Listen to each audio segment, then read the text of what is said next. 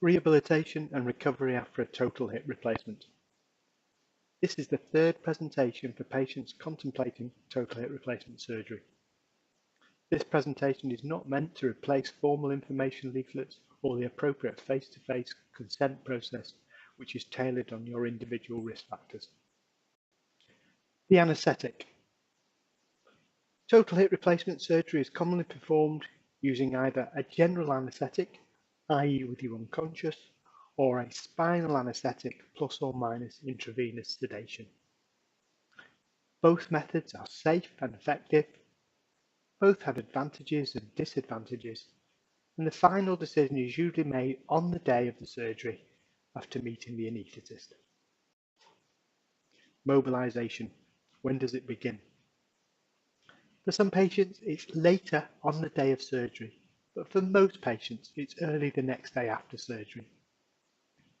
The mobilisation begins under the guidance of the physiotherapists, often using a frame and then going on to crutches and sticks.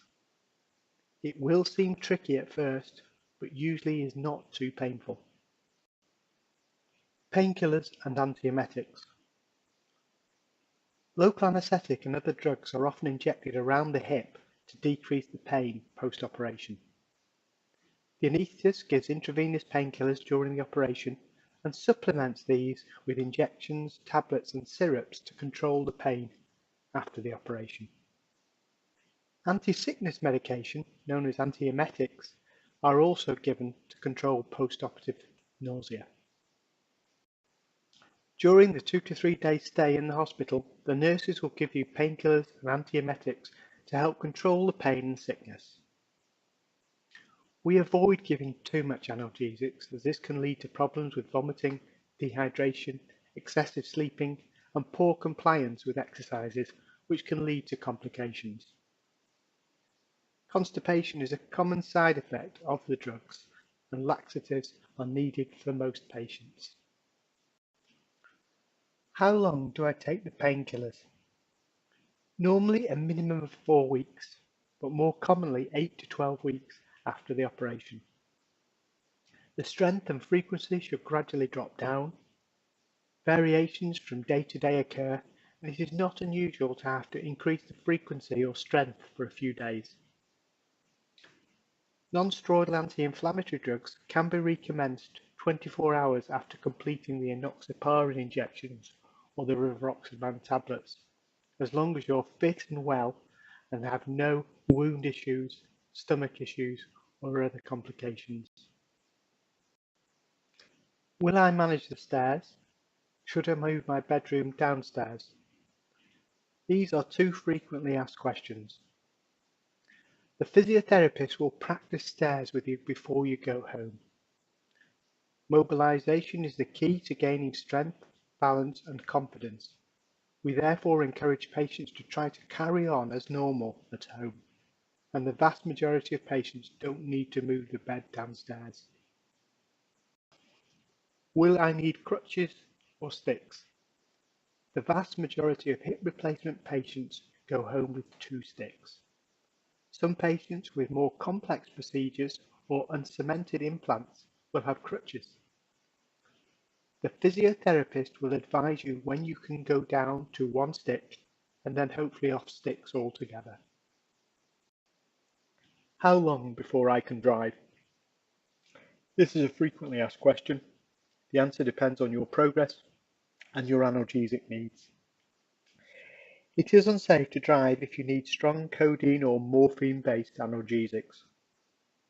It is unsafe to drive if you cannot comfortably bend and straighten the hip and knee to do an emergency stop.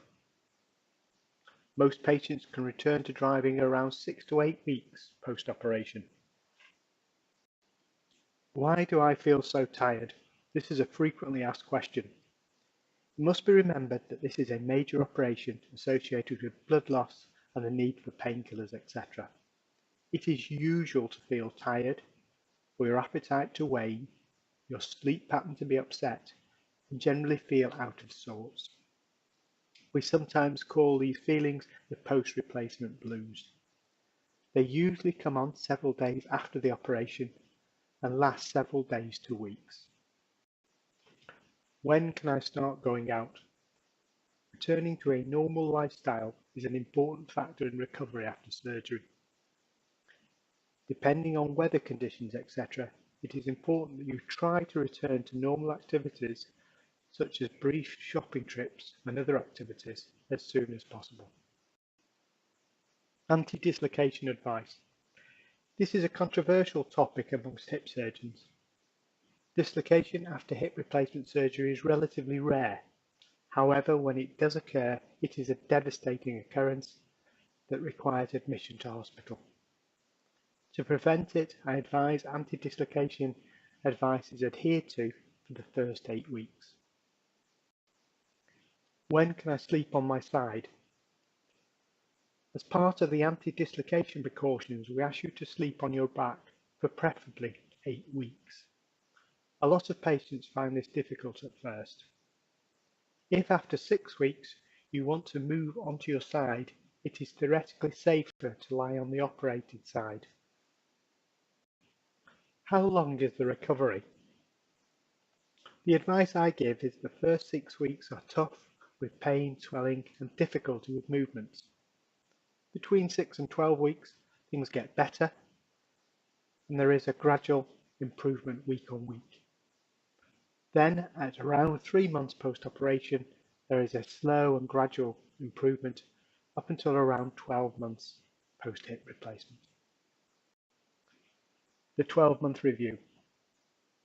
We routinely review patients approximately 12 months after their operation. The vast majority of recovery has occurred at this time. A check X-ray is performed at this point. If all is satisfactory, discharge from regular follow-up occurs at this point. Questions. Please ensure you are happy that all queries and questions are answered before surgery.